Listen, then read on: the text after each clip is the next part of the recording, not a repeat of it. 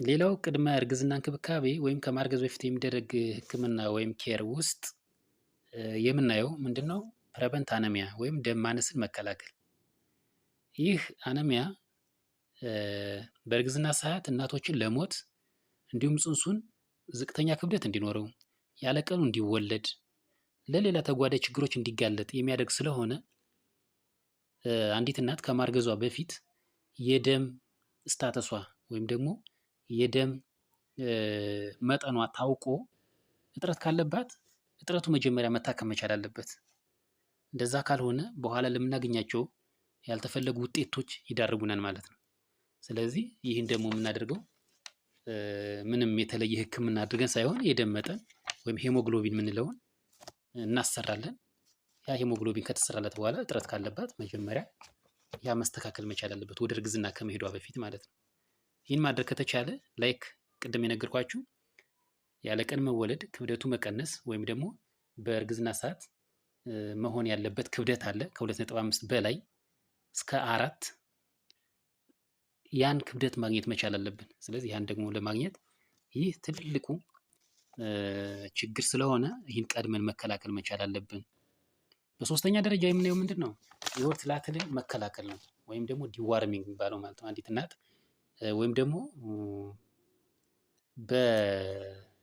በውመን ዊዝ ሪፕሮዳክቲቭ ኤጅ ግሩፕ የሚባሉት ከ15 እስከ 49 ዓመት ያሉት እናቶች ከማርገዛቸው በፊት በማንኛውም ሰዓት በአመት አንድ ጊዜ ወይም 2 ጊዜ ዲዋርም መደረግ አለባቸው ወይም የሆድ ትላትል መከላከያ መውሰድ መቻል አለባቸው። ይህ ማድረግ ከተቻለ በእርግዝና ሰዓት ለሚጠብቀው ውጤት ትልቅ አስተዋጽኦ ይኖረዋል ማለት ነው። በአራተኛ ደረጃ የምናገኘው ምንድን ነው? ሄልዚ ዌይት ነው። ሄልዚ ዌይት ጤናማ የሆነ ክብደት። ጤናማ የሆነ ክብደት ማለት አሁን ከክብደት መጨመር ጋር ተያይዘው የሚመጡ ችግሮች በተለይ ደግሞ በእርግዝና ሰዓት ሲሆን መባባስ አይነት ነገር ስላለ ወይም ስለሚያባብሰው ቀድመን ጤናማ የሆነ ክብደት አቺቭ ማድረግ መቻል አለብን። ይህ ካልሆነ በኋላ ለምናገኛቸው ውጤቶች ተጽዕኖ አለው ማለት ነው። ይህ እንግዲህ በአሁኑ ሰዓት በተለይ በእርግዝና ሰዓት ለሚፈጠሩ አላስፈላጊ ውጤቶች መከሰት ዋና ተጠቃሽ ነው። ለምሳሌ እንደ የደም ግፊት፣ የስኳር መጠን መጨመር። ስለዚህ እነዚህ ነገሮች ለመከላከል ከማርገዝ በፊት ጤናማ የሆነ ክብደት መኖር መቻል አለበት።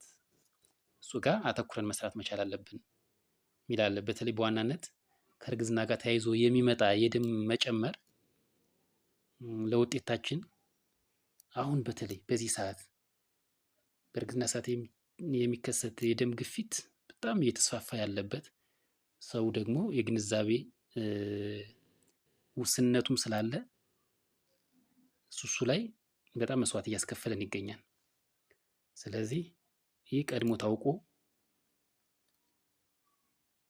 እርምጃ ካልተወሰደ እናቶችን ለሞት ጽንሱንም እንደዚህ የምንላቸውን አላስፈላጊ ውጤቶች ስለሚያመጣ ቀድመን መከላከል መቻል አለብን። ምን ማድረግ እንችላለን ከሆነ መጀመሪያ ወደ ሕክምና ተቋም በመምጣት እነዚህን ሙሉ ነገሮችን ስናደርግ የሚያስፈልገን ከሆነ ወደዛ የምንሄድባቸው መንገዶች ቅድመ መከላከል ላይ መስራት ስለምንችል ማንኛውም እናት ወይም ደግሞ የትዳር አጋሮቹ ለማርገዝ በሚዘጋጁበት ሰዓት 1 ዓመት ቀድመው 3 ወር፣ 4 ወር፣ 5 ወር ቀድመው ጤና ተቋም በመጎብኘት ይህን የምንፈልገውን ውጤት ለማምጣት ያለንን ፍላጎትና ቁርጠኝነት ማሳየት መቻል አለብን። እንደዛ ካልሆነ ግን ዝም ብሎ በልምድ የሚደረግ እርግዝና ውጤቱ የምንፈልገውን ያክል ላያምርልን ስለሚችል እነዚህ ነገሮች ማድረግ አለብን። ለምሳሌ ከደም ግፊት ጋር ተያይዞ የሚመጡት ነገሮችን ለመቀነስ አስፕሪን ቀድሞ መወሰድ ይችላል።